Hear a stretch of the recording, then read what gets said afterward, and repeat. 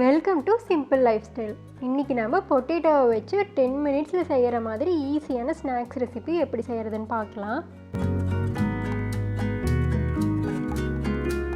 இது செய்கிறதுக்கு குக்கரில் ஒரு சொம்பு தண்ணி ஊற்றி நம்ம ஃபஸ்ட்டு பொட்டேட்டோவை வேக வச்சிடலாம்.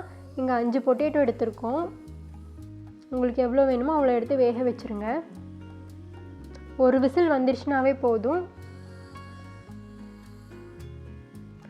அவ்வளோதான். இப்போ விசில் வந்துருச்சு, உருளைக்கிழங்கு வெந்துருச்சு. இப்போ நம்ம இதோட தோலெல்லாம் எடுத்துடலாம்.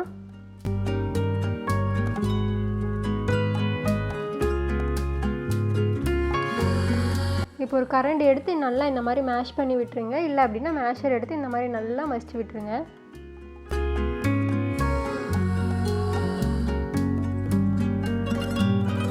ஒரு பெரிய வெங்காயத்தை பொடி பொடியாக கட் பண்ணி சேர்த்திக்கலாம். 4 வரமிளகாயை கட் பண்ணி சேர்த்திருக்கோம். பச்சை மிளகாய் சேர்க்குற மாதிரி இருந்தால் 3 மிளகாய் சேர்த்திக்கங்க. கொஞ்சமாக இஞ்சி கட் பண்ணி சேர்த்திக்கலாம்.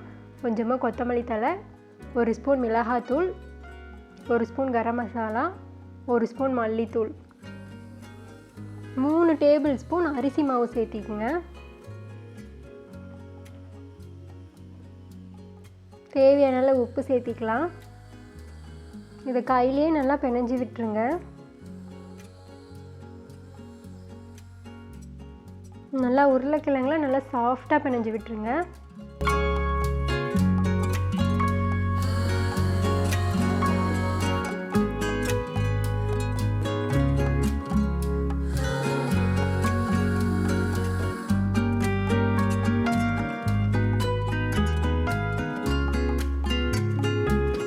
கையில் கொஞ்சமாக எண்ணெய் தடவிக்குங்க, அப்போ தான் ஒட்டாமல் இருக்கும். இப்போ கொஞ்சம் கொஞ்சமாக எடுத்துக்கலாம்.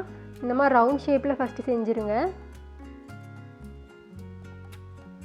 அப்புறம் அதை அப்படியே ப்ரெஸ் பண்ணி கட்லெட் ஷேப்பில் செஞ்சுக்கலாம். இதே மாதிரி எல்லாத்துலேயும் செஞ்சுருங்க.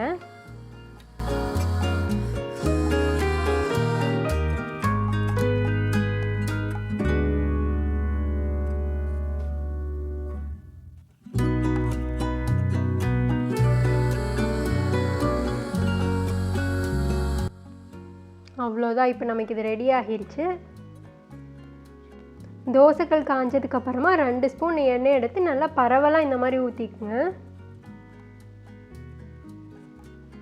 இப்போ ஒவ்வொன்றா எடுத்து வச்சுருங்க. இந்த எண்ணெயிலே இது வெந்துடும்.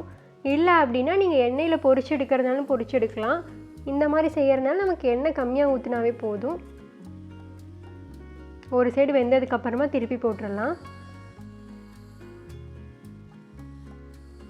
அவ்வளோதான், நமக்கு சூப்பரான ஸ்நாக்ஸ் ரெசிபி ரெடி. இந்த ரெசிபி பிடிச்சிருந்தா நம்ம சேனலை சப்ஸ்கிரைப் பண்ணிடுங்க.